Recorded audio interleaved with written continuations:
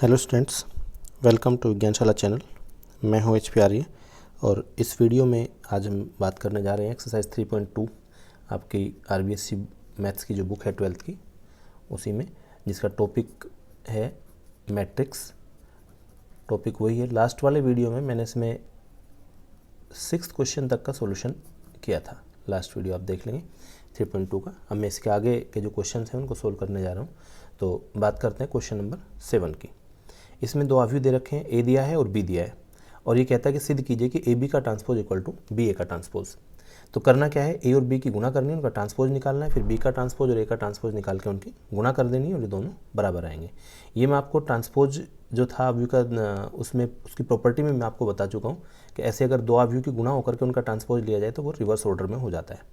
चलिए, तो क्या है डिस्कस करते हैं। सबसे पहले हम ए इंटू बी ज्ञात करेंगे, तो ए बी निकाल लेते हैं। ए बी इक्वल टू जो अवयव ए है उसको लिख लेंगे ऐसा कैसे ही 4120 माइनस 53, फिर अवयव बी को भी जो का तो लिख लेंगे 6 माइनस 1 1, ये माइनस का 720 और फिर आपका 052, ये एज इट इज़ अवयव ए और बी लिख लिया। इन दोनों की गुणा कर देंगे, तो गुणा करके जो बनेगा वो यहाँ पे लिख देते हैं। चलिए, गुणा करके क्या आएगा वो मैं लिख देता हूँ। ये आएगा आपका ये पहली जो पंक्ति है इस पहले स्तंभ में गुणा करेगी, तो यहाँ आएगा 24, फिर -2 और फिर -5, यानी 4 की 6 में गुणा, 2 की -1 में और -5 की -1 में। गुणा काफ़ी बार की जा चुकी है तो मैं पूरा डिटेल में नहीं लिख रहा हूँ, ये शॉर्ट में इसको फटाफट में लिख देता हूँ। चलिए, पहली पंक्ति के पहले स्तंभ में गुणा होगी, पहली पंक्ति की दूसरे स्तंभ में गुणा करेंगे, तो दूसरे स्तंभ में गुणा करते हैं। यहाँ पर आएगा, इसमें गुणा करने के बाद में यहाँ आएगा माइनस का 28, ये हो जाएगा 4 और ये -5 की 0 में गुणा होगी तो ये 0 हो गया। चलिए, फिर पहली पंक्ति की तीसरे स्तंभ में गुणा करेंगे, तो ये जैसे आपको दिख रहा है 4 यहाँ 0 के साथ जाएगा, ये 2 5 के साथ जाएगा, -5 2 के साथ जाएगा, तो ये 0 हो गया। ये 2 गुणा 5 ये 10 हो गया, और ये -5 गुणा 2 ये माइनस का 10 हो गया। तो ये पहली पंक्ति पहले स्तंभ में, दूसरे स्तंभ में, तीसरे स्तंभ में, ऐसे इनको जोड़ के लिख दिया। अब दूसरी पंक्ति लेंगे 103, इसकी यहाँ गुणा करेंगे तो ये आएगा 6 -0 और फिर ये प्लस का 3, 1 0 3 की यहाँ हो गई। अब 1 की -7 में गुणा होगी तो माइनस का 7 आएगा, फिर 0 की 2 में होगी तो प्लस का 0 आएगा, ये 2 में होकर के फिर 3 की 0 में होगी तो प्लस का 0 आएगा। चलिए, ये हो गया। अब उसके बाद बात करते हैं, ये पहली पंक्ति की ही दूसरी पंक्ति की तीसरे स्तंभ में गुणा करेंगे, दूसरे पंक्ति तीसरा स्तंभ, तो ये आपका आएगा 0 + 0 और प्लस ये 6, तो ऐसे ही गुणा हो गई। दोनों पंक्ति की तीनों स्तंभ में गुणा करके इसको यहाँ लिख दिया।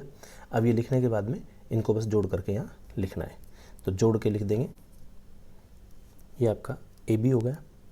अब इसमें ए बी का ट्रांसपोज निकालना है, तो साथ के साथ ए बी का ट्रांसपोज निकाल दीजिए। ये ए बी था, इसका ट्रांसपोज करेंगे तो क्या होगा, पंक्ति स्तंभ आपस में बदल जाएंगे। अब ध्यान से देखो, इसमें पहली पंक्ति थी 17 - 24 0, तो ये पहला स्तंभ बन जाएगा 17 - 24 0। दूसरी पंक्ति होगी 9 -7 और 6, ये बन गया। चलिए, ये हो गया ए बी का ट्रांसपोज। अब मुझे निकालना है बी ट्रांसपोज और ए ट्रांसपोज। मैं दोनों की सीधा लिख देता हूँ, बी का ट्रांसपोज इंटू ए का ट्रांसपोज, इनकी गुणा होगी तो बी का ट्रांसपोज, ये बी का ट्रांसपोज हो गया। अब ए का ट्रांसपोज ये हो गया। अब इन दोनों की गुणा कर देंगे, बी ट्रांसपोज और ए ट्रांसपोज की। चलिए, इन दोनों गुणा करेंगे तो क्या होगा, गुणा वैसे चलनी हुई, पहली पंक्ति पहले स्तंभ में गुणा करेंगे तो यहाँ आएगा 24 -2 और -5, फिर इसकी दूसरे स्तंभ में गुणा करेंगे तो यहाँ आएगा 6 -0 प्लस 3, फिर इसकी यहाँ पे गुणा करेंगे, दूसरी पंक्ति लेंगे, पहले स्तंभ में गुणा करेंगे तो आएगा -28 प्लस का 4 प्लस का 0, फिर इसकी दूसरी पंक्ति की दूसरे स्तंभ में गुणा करेंगे तो आएगा -7 और ये बाकी दोनों 0 हो जाएंगे। फिर ये तीसरी पंक्ति लेंगे, पहले स्तंभ में गुणा करेंगे तो ये आएगा 0 प्लस का 10 और माइनस का 10, फिर इसकी दूसरे स्तंभ में गुणा करेंगे तो ये आएगा 0 फिर 0 और फिर प्लस का 6, तो ये आ गया। इनको जोड़ करके लिख दीजिए। लिखने के बाद में 1 व 2 से स्पष्ट है कि ए बी का whole transpose equal to B का ट्रांसपोज इंटू ए का ट्रांसपोज। चलिए, तो ये हो गया क्वेश्चन नंबर 7। अब बात करते हैं क्वेश्चन नंबर 8 की। देखिए, क्वेश्चन नंबर 8 में क्या दिया है, इसमें क्या है, 3 आव्यूह हैं जिनकी गुणा करनी है। पहला आव्यूह है एक्स वाई जेड, ये एक पंक्ति आव्यूह है। दूसरा आव्यूह ये 3/3 का एक आव्यूह दे रखा है। और तीसरा आव्यूह एक स्तंभ आव्यूह है एक्स वाई जेड का, और गुणा करके ये इस तरह से आएगा। चलिए देखो इनकी गुणा करें, उससे पहले मैं देख लूँ ये जो पहले वाला आव्यूह है इसकी अगर हम बात करें तो इसमें एक पंक्ति और 3 स्तंभ है, तो इसका क्रम है 1/3। इस वाले की अगर बात करें तो वर्गाकार आव्यूह है 3/3 का, और इसकी बात करें तो इसमें 1 2 3 पंक्ति और एक स्तंभ, तो 3/1 का है। जब मैं इनकी गुणा करूँगा तो गुणा करने के बाद क्या होगा, ध्यान से देखो, ये जो दोनों हैं जब इनकी गुणा करेंगे तो ये 3 को छोड़ दें तो इसका क्रम आएगा 1/3, और जब इस 1/3 की यहाँ गुणा करेंगे तो ये 3 और ये 3 छोड़ने के बाद में इनका क्रम बनेगा 1/1। तो फाइनली इन दोनों गुणा होने के बाद में आएगा 1/1। तो 1/1 मतलब उसमें सिर्फ एक अवयव होगा, और आप ध्यान से देखो तो ये पूरा एक ही अवयव यहाँ से यहाँ तक इसको जोड़ के लिखा हुआ है। कुछ नहीं है, बस केवल सिर्फ इनकी गुणा करनी है और कोई बड़ा काम इसमें नहीं है। तो चलिए गुणा कर देते हैं इनकी। मैं पहले जो है इन दोनों अवयव गुणा करता हूँ। इसमें सिर्फ एक पंक्ति है तो इस पंक्ति की पहले स्तंभ में गुणा होगी, फिर दूसरे में, फिर तीसरे में, तो 3 अवयव आ जाएंगे। तो इसकी पहले स्तंभ में गुणा करेंगे हम एक्स वाई जेड की, ए के साथ गुणा होगी तो ये होगा a x plus h y और प्लस जी जेड। ये a x plus h y plus g z इसकी यहाँ होगी। अब इसकी दूसरे में होगी गुणा, फिर इनको जोड़ के लिख देंगे तो ये आएगा एच एक्स प्लस फिर बी वाई और प्लस ये एफ जेड, ये हो गया। फिर इसी पंक्ति की तीसरे स्तंभ में गुणा होगी, तीसरे स्तंभ में गुणा होगी तो ये आएगा जी एक्स प्लस एफ वाई और प्लस ये सी जेड, ये हो गया। तो ये इन दोनों अवयव की गुणा हो गई। ये पहली पंक्ति पहले स्तंभ में, दूसरे में, तीसरे में 3 अवयव बन गए। इसमें गुणा होने के बाद में ये जो एक्स वाई जेड वाला है ये स्तंभ अवयव जुका त्यों रहेगा इसके साथ में, एक्स वाई जेड ये जुका त्यों रहेगा। चलिए अब आगे फिर क्या करना है, अब ध्यान से देखें, ये पंक्ति अवयव आ गए, ये स्तंभ अवयव, इसमें एक पंक्ति है, इसमें एक स्तंभ है। ये है 1/3, ये 3/1। फिर इनकी गुणा कर देंगे, इस पंक्ति की स्तंभ में गुणा होगी तो सीधी गुणा होकर के लिख दिए जाएंगे। तो लिख दीजिए ये पूरा एक अवयव, इस पूरे अवयव की यहाँ x में गुणा होगी, इस पूरे अवयव की y में गुणा होगी और इसकी z में गुणा होगी। तो इसकी x में गुणा होगी तो ये बन जाएगा आपका ax² plus h x Y plus g z x. इन तीनों में x की गुणा हो गई। फिर प्लस ये पूरा जो है इस पूरे की y के साथ गुणा होगी तो ये एच एक्स की y के साथ गुणा होगी तो ये बन गया H x Y plus B Y square और प्लस एफ जेड था ये, तो ये हो जाएगा एफ वाई जेड, ये हो गया। फिर उसके बाद इस अवयव की इसमें गुणा होगी जेड के साथ केवल, तो इसकी जेड के साथ गुणा होगी, वो भी इसमें जुड़ जाएगा। जी एक्स की जेड के साथ गुणा होगी तो ये होगा जी जेड एक्स। फिर एफ वाई की इसके साथ होगी जेड के साथ तो प्लस का एफ वाई जेड, और फिर प्लस इसकी गुणा होने के बाद में जो बचेगा वो क्या आएगा, ये सी जेड की जेड के साथ गुणा होगी तो प्लस का आ जाएगा सी जेड स्क्वायर। इस तरह से ही पूरी गुणा हो गई। ठीक है, अब ये गुणा होने के बाद में बस अब कुछ नहीं करना है, इनको सिर्फ एडजस्ट करना है पूरे को, जैसे उसने लिखा वैसा का वैसे। देखो ए एक्स स्क्वायर ये रहा प्लस ए एक्स स्क्वायर के साथ में बी वाई स्क्वायर ये आ गया प्लस सी जेड स्क्वायर सबसे लास्ट में है वो आ गया। 3 पद तो ये आ गए। चलिए उसके बाद अगला पद है 2hxy। hxy का एक पद तो ये रहा और hxy एक पद ये रहा, तो hxy 2 जगह आया तो प्लस का हो गया 2hxy। चलिए उसके बाद hxy के बाद में है fyz का एक पद तो ये है और fyz एक ये है तो प्लस का 2 गुना fyz हो गया। प्लस ऐसे ही तीसरा है gzx का एक पद ये रहा और gzx एक पद ये रहा तो ये भी 2 गुना हो गया तो 2gzx ये हो गया। ऐसे करके सारे पद आ गए। ठीक है, तो ये जोड़ दिया और ये आ गया। तो कुछ नहीं था, सीधी गुणा करनी थी, बिल्कुल आसान सा क्वेश्चन था। अब बात करते हैं क्वेश्चन नंबर 9 की। चलिए देखिए क्वेश्चन नंबर 9 में क्या है, इसमें एक आव्यूह दे रखा है 3/3 का और इसके साथ में क्या आता है, आव्यूह ए दिया, इसके साथ में आई का तृतीय क्रम का इकाई आव्यूह है। तो सिद्ध करना है कि a² - 3a + 9i = इतना। सीधा सीधा है, एक्चुअली a² निकालना है, 3a निकालना है, 9i निकालना है, इनको एडजस्ट कर देना, जोड़ना घटाना है, इतना सा काम है। सबसे पहले a² निकालेंगे, तो चलिए a² निकालते हैं। सबसे पहले ए स्क्वायर का मतलब है कि ए इंटू ए की ए में ही गुना करनी, यानी इसी अवयव की इसी के साथ फिर गुना हो जाएगी। ठीक है, तो सबसे पहले ए स्क्वायर निकाल लेते हैं, तो ये हो गया ए स्क्वायर। चलिए अब ए स्क्वायर होने के बाद में क्या करना है, फिर ए स्क्वायर माइनस 3a और 9i, इसको मैं सीधा सीधा लिख लेता हूँ। देखो हमें जो ज्ञात करना है a square minus 3a plus 9i। A square तो ए स्क्वायर है ही, इसको जू का त्यों लिख लेंगे। फिर माइनस का 3 इंटू ए को ही वापस लिखना है, ये हो गया, प्लस का 9 इंटू आई।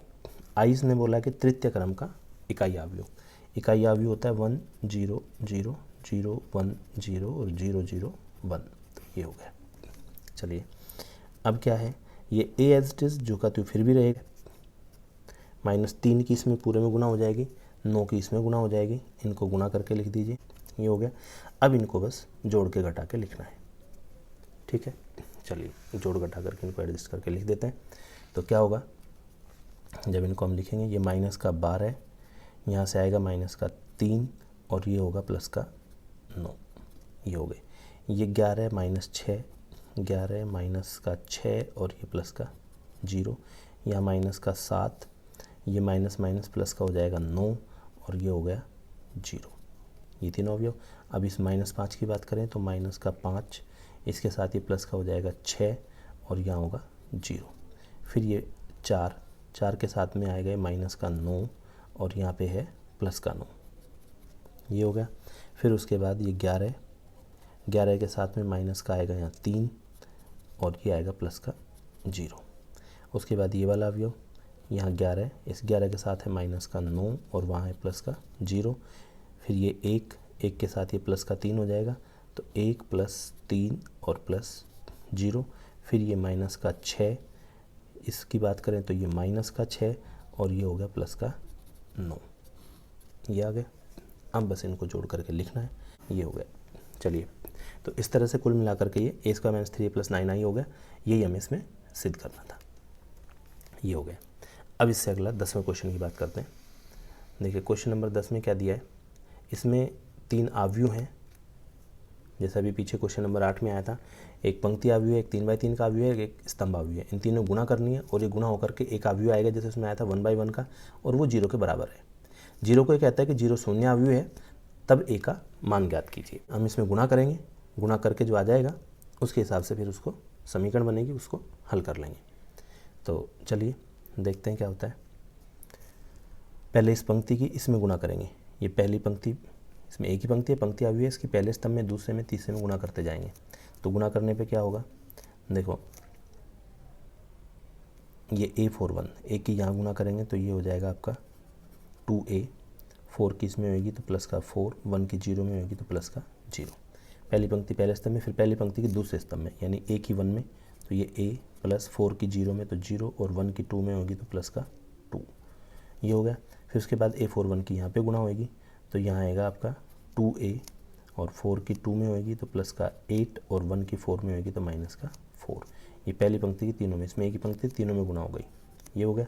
और ये जो स्तंभ अवयव है A41, ये जो का तो लिखा रहेगा A41 और इक्वल टू 0। अब चलिए आगे चलते हैं। अब इसमें एक पंक्ति होगी यहाँ से यहाँ तक पूरी मिला के, इसकी इसमें गुणा करेंगे हम, ठीक है। इसकी इसमें गुणा करेंगे तो 2a प्लस 4 की a के साथ गुणा होगी, तो ये बन जाएगा आपका ये 2a प्लस 4 और इसकी गुणा हो गई आपकी a के साथ। ये a प्लस 2 हुआ, ये भी जुड़ेगा, a प्लस 2 की गुणा होगी 4 के साथ में, और प्लस ये हो गया आपका 2a प्लस का 4 बचेगा यहाँ पे, इस 2a प्लस 4 की गुणा होगी 1 के साथ में, पूरा एक अवयव आ जाएगा और बराबर 0 हो गया। तो इस तरह से क्या हुआ, अब इनकी गुणा कर लेंगे तो ये आएगा 2a स्क्वायर प्लस का 4a, यहाँ पे गुणा होगी तो प्लस का 4a प्लस का 8, ये प्लस का 2a और प्लस का 4 और इक्वल टू 0। वो 0 जो है दरअसल वो है 0 अवयव, इसने बोला है कि ये शून्य अवयव है। अब ये शून्य अवयव को मैंने यहाँ पे सिर्फ एक अवयव 0 लिख करके लिख लिया, क्यों लिखा, क्योंकि जब दो अवयव की तुलना होती है दोनों का क्रम समान होता है। अब ये 1/1 का अवयव, इसमें सिर्फ एक अवयव है, यहाँ से यहाँ तक सब जुड़े हुए हैं, ये सिर्फ पूरा एक अवयव है।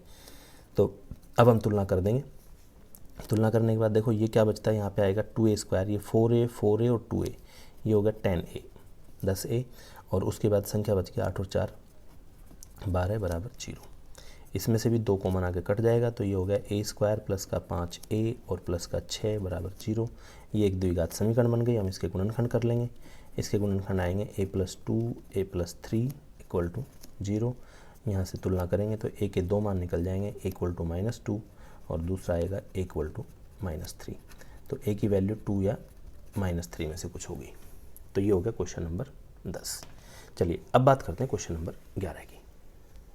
देखिए क्वेश्चन नंबर 11 में क्या है, 2 आव्यूह दे रखे हैं, a दिया है और b दिया है। आव्यूह a और आव्यूह b, और ये कहता है कि a प्लस बी का होल स्क्वायर बराबर है a square plus B square. तो a और b के मान ज्ञात करने, ये क्वेश्चन नंबर 11 में देता है। चलिए अब इसमें क्या है, दरअसल सबसे पहले हम निकालेंगे a प्लस बी, फिर उसका होल स्क्वायर करेंगे, यानी a प्लस बी के साथ ही गुणा करेंगे, a स्क्वायर निकालेंगे, b स्क्वायर निकालेंगे, इनकी तुलना करेंगे, वहाँ से a और b के मान निकल करके आएंगे आपके। तो इसमें क्या करना है, सबसे पहले हम निकालेंगे a प्लस बी। चलिए a प्लस बी निकाल लेते हैं। a प्लस बी, ये है 1 2 -1 -1, ये तो a है। b की हम बात करें तो b है आपका a b 1 और -1। इन दोनों को हम जोड़ देंगे, जुड़ेंगे तो संगत अवयव जुड़ जाएंगे। 1 तो यहाँ a के साथ जुड़ेगा तो यहाँ a+1 आ जाएगा। ये b और 2 जुड़ जाएंगे आपस में तो यहाँ पे b+2 हो जाएगा। ये -1 और +1 जुड़ेंगे तो यहाँ 0 आएगा। ये -1 और ये -1 जुड़ेंगे तो यहाँ पे -2 हो जाएगा। चलिए ये हो गया a प्लस बी। अब इस a प्लस बी का मुझे करना है होल स्क्वायर। तो a प्लस बी का होल स्क्वायर कैसे होगा, a plus B whole square. a plus B whole square का मतलब है कि a प्लस बी की a प्लस बी में ही गुणा कर दें, इसी आव्यूह की इसी के साथ गुणा कर देंगे। तो इसको 2 बार लिखेंगे, गुणा कर देंगे। गुणा का वही सिस्टम जो पंक्ति स्तंभ की जिस तरह से हम गुणा करते थे, सेम उसी पैटर्न में हमें यहाँ पे भी गुणा करनी है। तो गुणा कर दीजिए, क्या होगा, ये पहली पंक्ति पहले स्तंभ में गुणा करेगी तो यहाँ बनेगा a+1 की a+1 से गुणा होगी तो a+1 का होल स्क्वायर और प्लस का हो गया 0।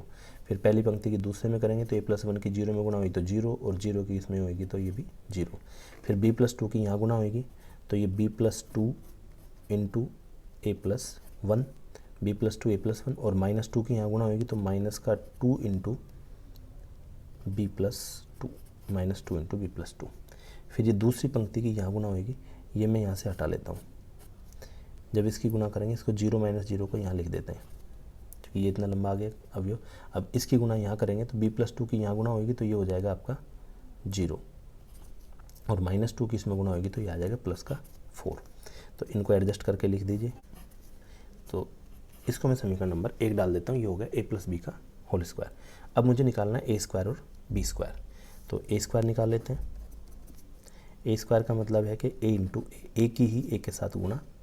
आव्यूह a को लिखें 1 2 -1 -1, दोबारा फिर लिखें 1 2 -1 -1, इसकी गुणा कर दें, ये a स्क्वायर हो गया, -1 0 0 -1। उसके बाद आ गया b स्क्वायर निकालते हैं। b स्क्वायर का मतलब वही b इंटू b की b के साथ गुणा करनी है। तो ये हो गया आपका b स्क्वायर, ठीक है। अब जब a स्क्वायर b स्क्वायर दोनों निकल गए तो अब हमें क्या करना है, a square plus b square निकाल देना है। लेफ्ट हैंड साइड की वैल्यू यही है, a square plus b square. इन दोनों आव्यूह को जोड़ देंगे, ये a स्क्वायर और ये b स्क्वायर। तो इस तरह से ये a square plus b square आ गया। अब इनकी तुलना कर देते हैं। इसने दे रखा है, क्या दिया है,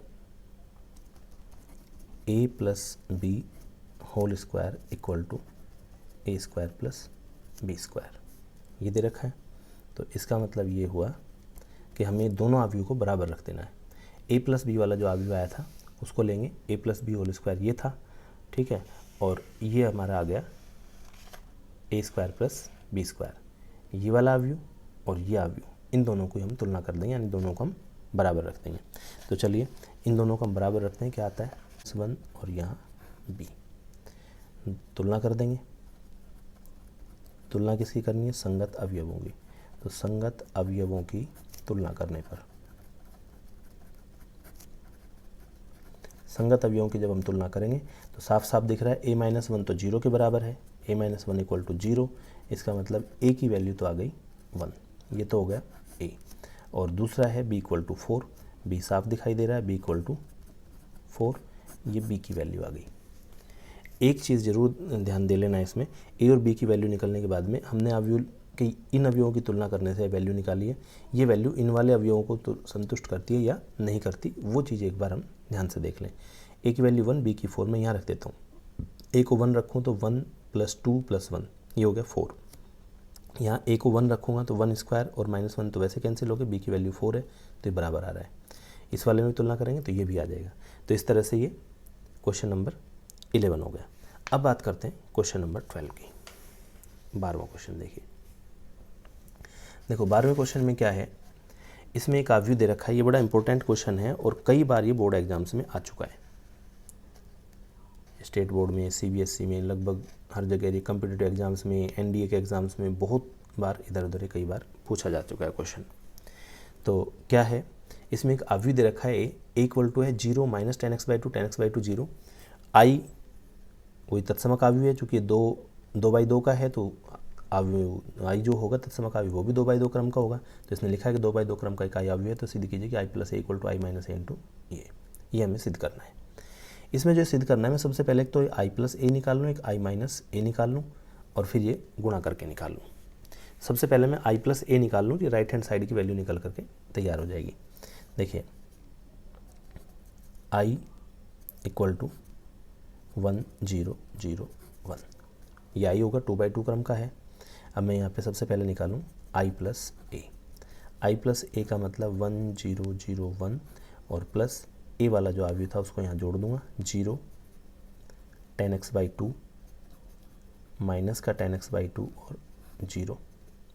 जब ये दोनों जुड़ेंगे, इस 1 को यहाँ 0 के साथ जोड़ेंगे तो यहाँ 1 हो जाएगा। ये 0 जब 10x/2 के साथ जुड़ेगा तो यहाँ 10x/2 ही रहेगा। ये 0 इसके साथ जुड़ेगा तो यहाँ पे माइनस का 10x/2 है वही रहेगा, और ये 1 और 0 जुड़ करके यहाँ पे 1 आ जाएगा। ठीक है, चलिए ये हुआ। ये तो हो गया i + a। इसको मैं समीकरण नंबर 1 डाल देता हूँ, क्योंकि इसकी हमें बाद में ज़रूरत पड़ेगी। ये हमारी लेफ्ट हैंड साइड हो गई। अब पहले ये i - a निकालते हैं। चलिए i - a, जैसे ही जोड़ा था ऐसे घटा देंगे, ये हो गया i - a। चलिए अब i - a की इसमें मल्टीप्लाई करके ये निकाल देते हैं। i - a मल्टीप्लाइड बाई, ये गुणा में लिख लो, ये आव्यूह जो दे रखा है cos x, यहाँ पे है sin x, यहाँ -sin x और यहाँ cos x, ये हो गया। दोनों आव्यूह अपने पास हैं, दोनों की गुणा कर दीजिए। अब गुणा करके देखिए क्या आएगा।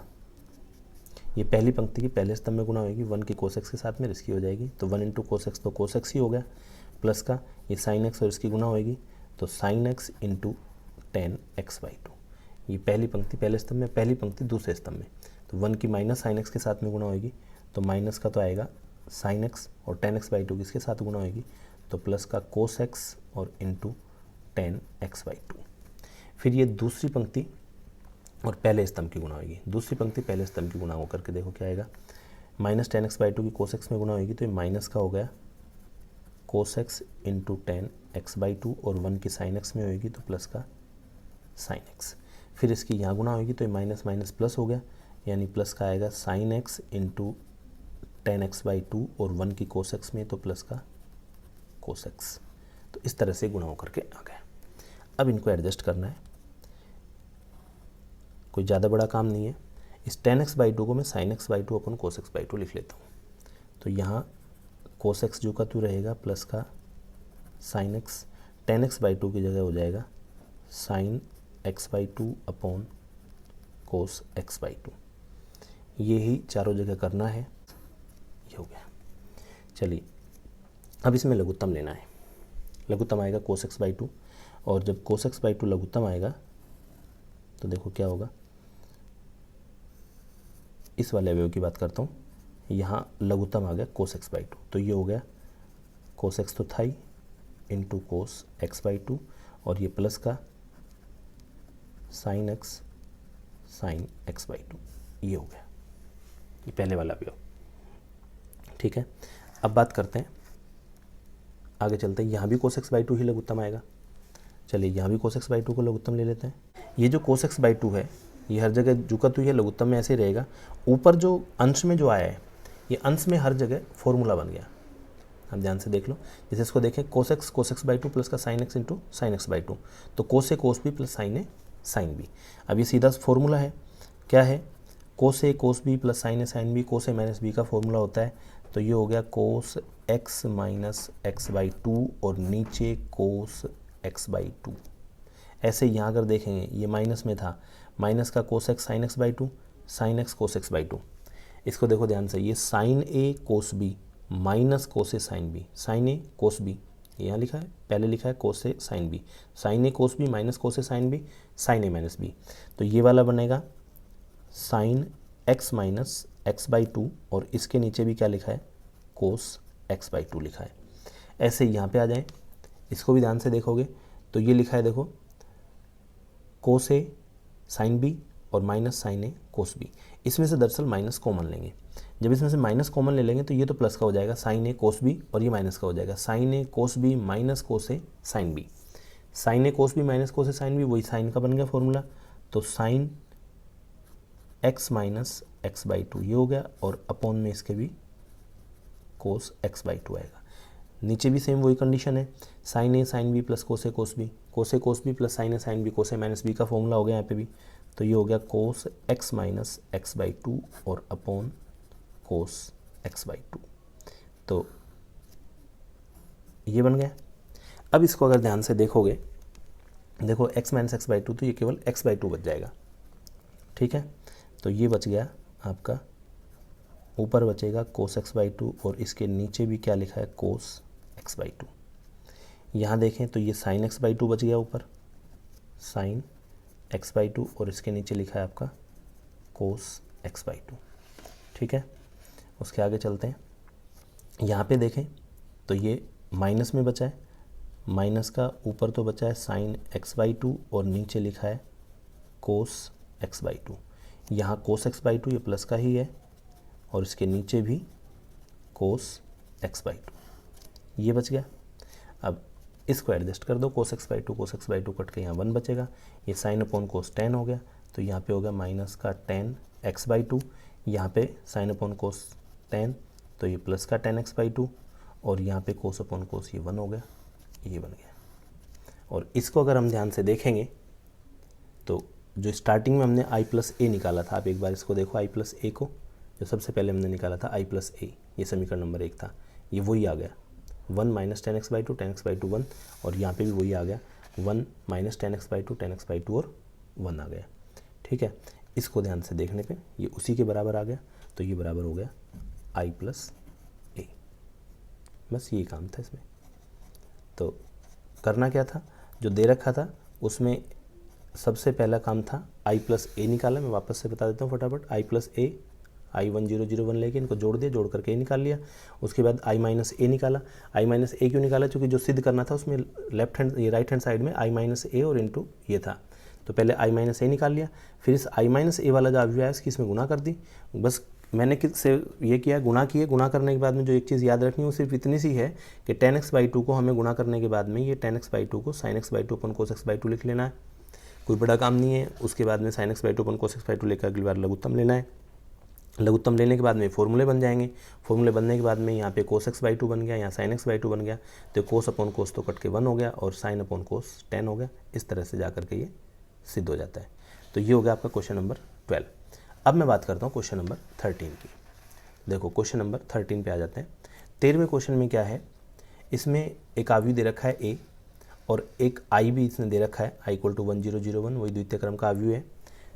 तो k का मान ज्ञात करवाना चाहता है, जहाँ a square equal to 8a plus ki। तो सबसे पहला काम है इसमें a स्क्वायर निकालेंगे, तो इसका a स्क्वायर निकाल लेते हैं। इसमें a स्क्वायर इक्वल टू, तो ये आपका a स्क्वायर निकल गया सीधा से, बहुत बार आप गुणा कर चुके, मैं सीधा सीधा लिख रहा हूँ इसको। तो ये a स्क्वायर की वैल्यू आ गई। अब उसके बाद 8a प्लस ki, इसको भी निकाल लेते हैं। 8a प्लस ki, 8a यानी a में तो 8 की गुणा करनी है, 1 माइनस 1 0 7 और प्लस ki था आपका 1 0 0 1, इनकी गुणा कर दीजिए, तो ये हो गया। अब इन दोनों की हम तुलना कर लेंगे। ये a स्क्वायर को बराबर रखना है 8a प्लस ki के। तो जब इसको बराबर रखेंगे तो क्या आएगा, देखें a स्क्वायर बराबर है 8a प्लस ki, तो कुछ नहीं है, तुलना कर दीजिए, तुलना करते अपने आप निकल जाएगा। जब दोनों बराबर हैं तो संगत अवयवों की तुलना करने पर k प्लस 8 इक्वल टू 1, यानी k की वैल्यू आ गई -7। बस एक चीज़ का मैं फिर बात बता देता हूँ, जब भी इस तरह क्वेश्चन आए वैल्यू निकालनी होती है उसको चेक जरूर कर लें। के की वैल्यू -7 यहाँ रख दो तो 56 - 7 तो 49 बच जाएगा, सेटिस्फाई कर रहे हैं। ठीक है, तो इस तरह से क्वेश्चन नंबर 13 हो गया आपका। चलिए अब बात करते हैं क्वेश्चन नंबर 14 की। 14 देखो क्या है, क्वेश्चन नंबर 14 में ये अच्छा क्वेश्चन है, प्रश्नावली के लास्ट 2 क्वेश्चन हैं, बहुत अच्छे हैं दोनों के दोनों। इसमें एक आव्यू दिया है यहाँ पे, इसकी ए में गुणा की है और गुणा होकर के ये वाला आव्यू बन जाता है। ठीक है, मैं इनको मान लेता हूँ जैसे ये आव्यू बी हो और ये वाला आव्यू सी हो।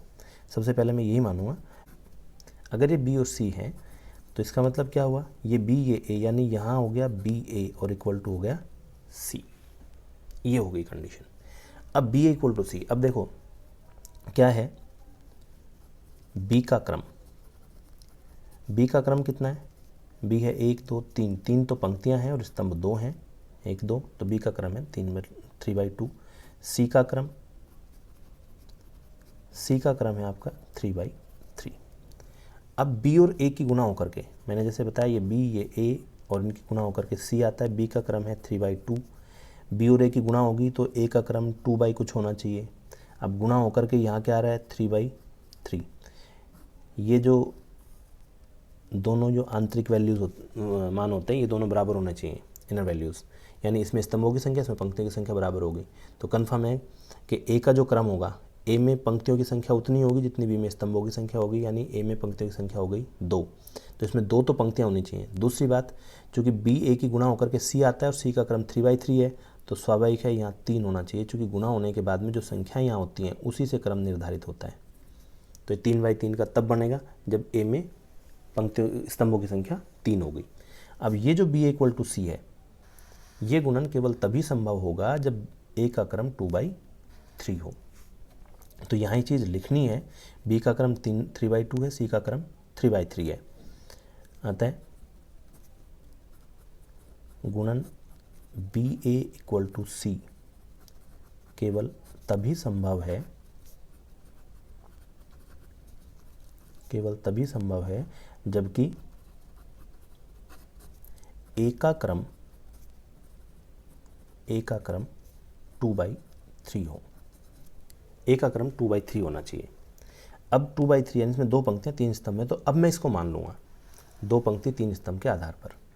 ठीक है, माना a equal to a B C d e f, ये मैंने 2/3 का कोई भी अवयव ए मान लिया। 2/3 2 पंक्तियां 3 स्तंभ, तो मैंने 6 अवयव A B C D F इस टाइप से कुछ मान लिया। अब क्या है, अब हम उसी कंडीशन पे आ जाते हैं। कंडीशन क्या थी हमारी कि हमारा था b a equal to c, b दे रखा है, ए मैंने मान ही लिया और वो सी दे रखा है, इनको रखूँगा, ये गुणा करूँगा और उसके बाद इनकी तुलना करेंगे। तो क्या है कंडीशन, क्या थी, चूँकि बी ए इक्वल टू सी, इसका मतलब क्या हुआ, बी क्या था, अवयव बी लिख देते हैं, ए हमने अभी माना ही है तो अवयव ए लिख देंगे, ये ए हो गया, और इक्वल टू जो 3/3 का अवयव सी था वो लिख देंगे, ये हो गया अवयव सी। अब इन दोनों की गुणा कर लेंगे, गुणा कर लेते हैं। ये पहली पंक्ति पहला स्तंभ, इसकी यहाँ गुणा होगी तो ये आएगा ए, डी 0 हो जाएगा, तो ये ए प्लस 0, फिर यहाँ पे होएगी तो ये आएगा आपका बी प्लस 0,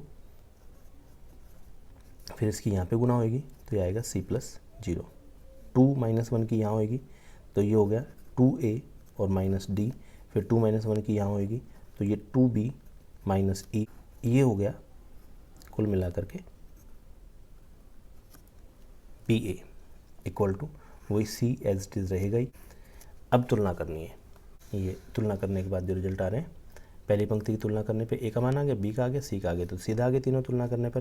फिर 2a माइनस डी की -2 के साथ तुलना की तो 2a माइनस डी की -2 के साथ तुलना करने पर डी की वैल्यू निकल गई 4, 2b माइनस ई की -10 से तुलना होगी तो यहाँ से ई की वैल्यू आ गई। अब ये 2c minus F equal to होगा 6, यहाँ से हमारा f आ जाएगा और f की वैल्यू आएगी 0, तो ये f निकल गया।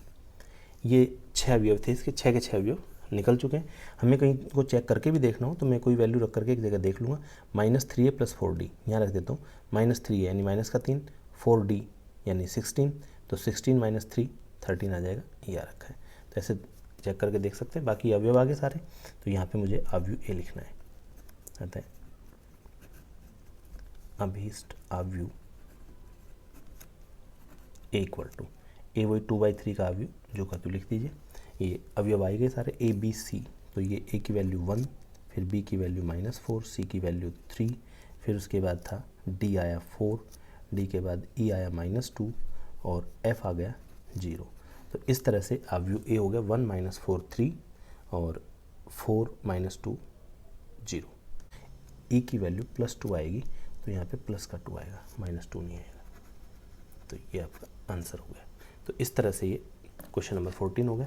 अब बात करते हैं लास्ट क्वेश्चन 15 की। चलिए क्वेश्चन नंबर 15 में क्या है, इसने दिया है अवयव ए दे रखा है कोस एक्स कोस alpha minus sine alpha cos alpha ऐसा करके, और ये सिद्ध करवाता है कि ए की power n equal to cos N alpha sine N alpha minus sine N alpha cos N alpha. ये ए की पावर n का मतलब क्या है, दरअसल n का इसने लिखा भी है कि n कोई धन पूर्णांक है। n कोई धन पूर्णांक है, इसका मतलब क्या हुआ, यानी n का मान 1 2 3 4 ऐसे कुछ भी हो सकता है। तो दरअसल क्या है, ये a की पावर n का मतलब हो गया कि ए स्क्वायर, जैसे एक n का मान 1 हो तो एक तो a है ही खुद ही, ए स्क्वायर हो सकता है, ए क्यूब हो सकता है, A4 हो सकता है, ऐसे कुछ भी मतलब कोई भी वैल्यू हो तो a की जितनी भी घात होगी, घात का मतलब जैसे a स्क्वायर का मतलब a की a में गुना करें, तो इसका जब स्क्वायर निकालेंगे तो दरअसल यहाँ 2 गुना हो जाएगा। n अल्फा हो रखा है हर जगह, तो इस तरह से 2 गुना हो जाएगा। तो कंडीशन ये है कि इसमें स्थिति ये है कि जितनी उसकी घात होगी वो यहाँ चली जाएगी। ये क्वेश्चन अगर देखें, दरअसल ये क्वेश्चन अवयव को तो है ही, अवयव के साथ साथ इसमें एक चीज़ और भी है। ये क्वेश्चन दरअसल आपका गणितीय आगमन सिद्धांत पे आधारित है।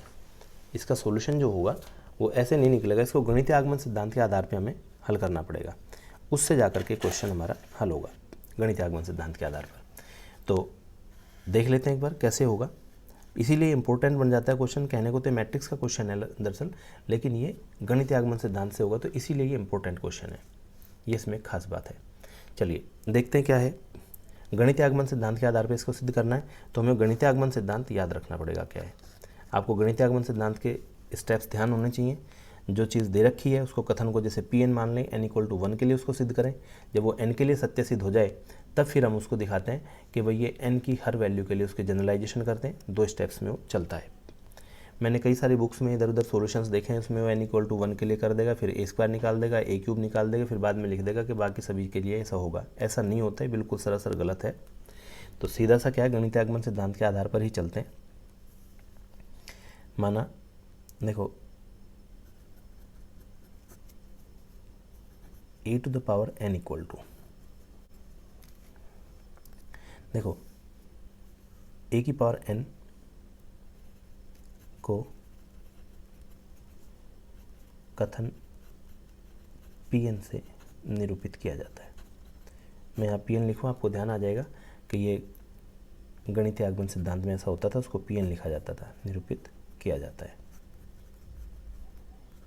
जहाँ n बिलोंग्स टू n। धन पूर्णांक कह लें या प्राकृतिक संख्या कह लें, एक ही बात है। ठीक, अब मैं इसको गणितीय आगमन सिद्धांत के आधार पर इसको सिद्ध करूँगा।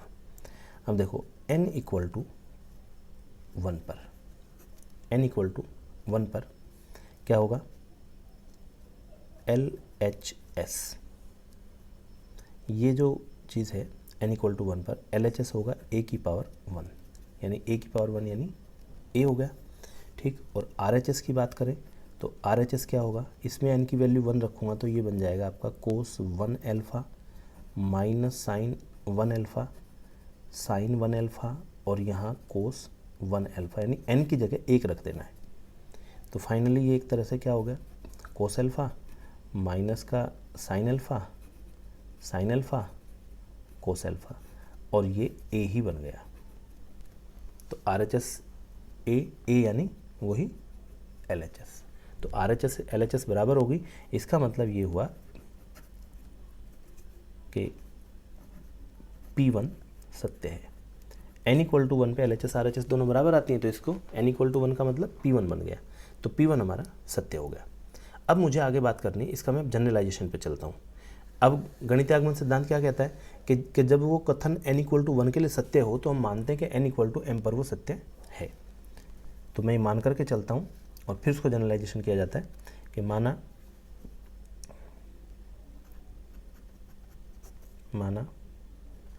यह कथन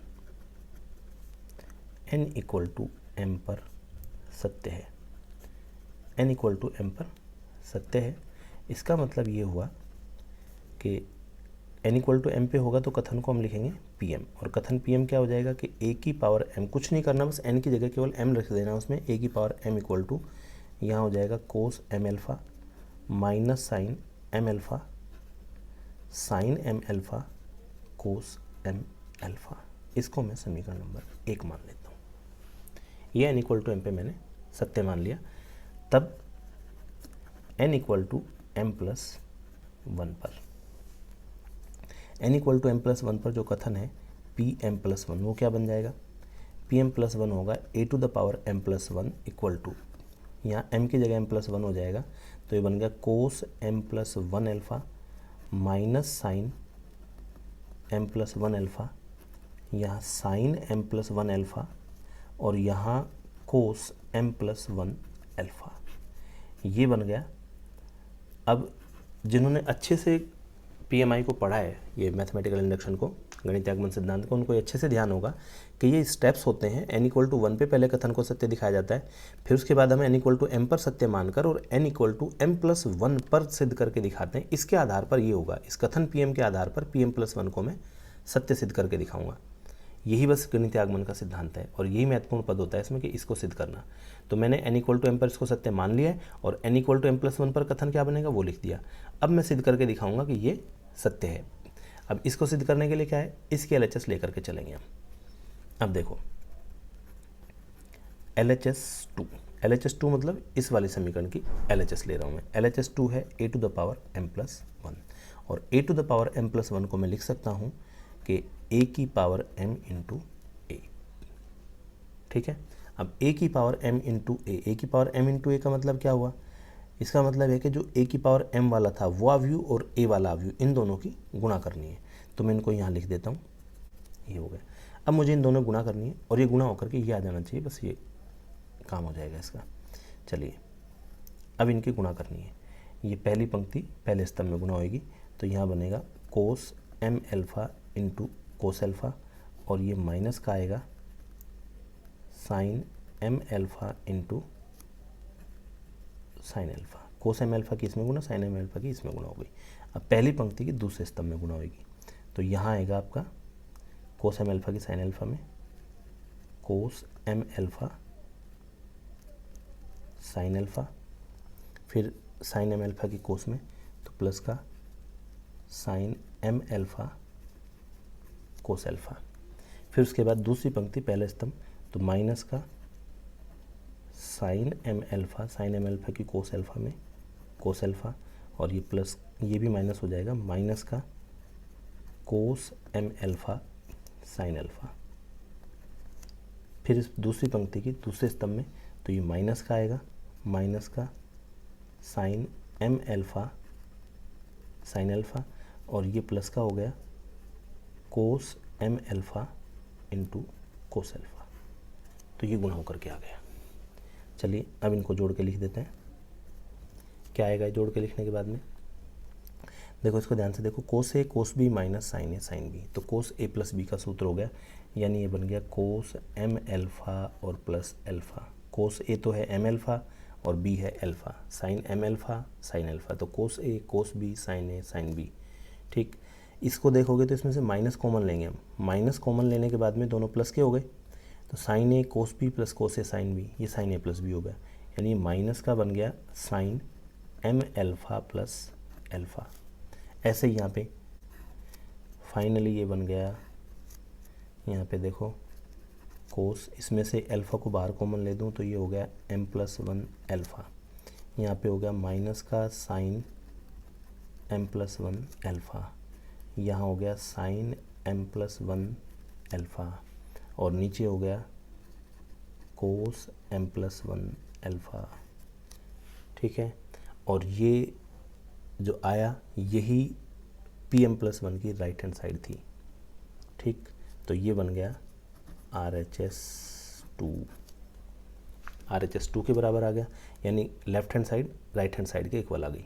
ठीक, अब इसमें क्या है, इसका मतलब ये हुआ कि Pm+1 सत्य है, अतः Pm+1 सत्य है, जबकि कथन Pm सत्य है।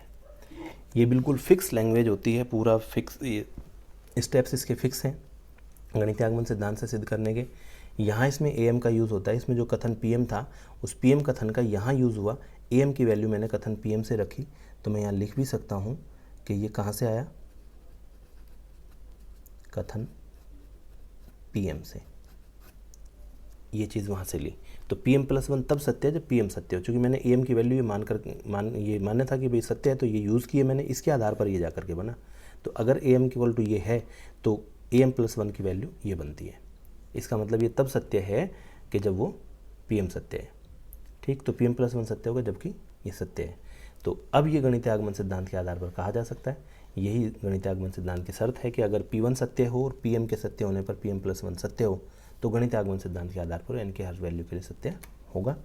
तो अब लिख देंगे, आता है गणितीय आगमन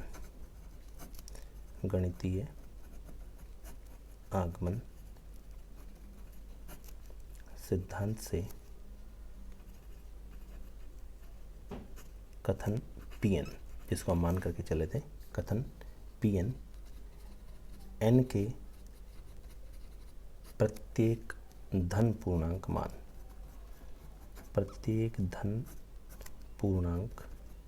मान के लिए सत्य है। ठीक है, मैं वापस एक बार इसको दोबारा से बता देता हूँ। ये सबसे इम्पोर्टेंट क्वेश्चन है इस प्रश्नावली का, आ सकता है एग्जाम में, इसको ध्यान से देख लेना। और मैं वापस फिर आपको क्लियर बता देता हूँ, काफ़ी सारी मैंने बुक्स मेरे इधर उधर कई जगह इसको देखा है। गणितीय आगमन सिद्धांत को लोगों को बहुत कम सा समझ में आता है, पता नहीं क्यों टिपिकल सा मानते हैं, लेकिन ऐसा कुछ भी नहीं है। इसके स्टेप्स हैं बिल्कुल फिक्स, आप रखिए। ये भी कंफर्म बात है कि होगा गणितीय आगमन सिद्धांत के आधार पर सिद्ध, और उसका कोई दूसरा तरीका नहीं है। तो आपको क्या करना है, इसमें इसको जो a की power n equal to j सिद्ध करना है, चूँकि n के मानों पे निर्भर करेगा, तो इसको मैं कथन मान लेता हूँ कि Pn से ही निरूपित होता है। ठीक है, कथन Pn इसको निरूपित करता है। अब Pn से ही निरूपित होगा, मैं n इक्वल टू 1 रखूँगा, तो यहाँ पे तो a की पावर 1 यानी a बन गया। इधर n के वैल्यू 1 रखने पर ये कोस अल्फा साइन अल्फा होकर के ये a ही बन जाएगा। तो LHS तो a की पावर 1 यानी a आ गया, RHS जो है वो भी कोस अल्फा साइन अल्फा होकर के a बन गया, यानी LHS के बराबर। तो इसका मतलब P1 सत्य हो गया, n इक्वल टू 1 रखा तो कथन हो गया P1। अब दूसरा स्टेप होता है, जब P1 सत्य हो जाए तो फिर हम क्या करते हैं, इसमें इसका तरीका यही है सिद्ध करने का कि n की किसी पर्टिकुलर वैल्यू के लिए, n इक्वल टू m के लिए मैंने मान लिया कि ये उस पर सत्य है, उस पर सत्य मान करके उससे जस्ट अगले वाली वैल्यू पर हम इसको सत्य सिद्ध करते हैं। ये जनरलाइजेशन है इसका, ये फिक्स है। देखो, जब m पर सत्य है तो m+1 पे सत्य होगा।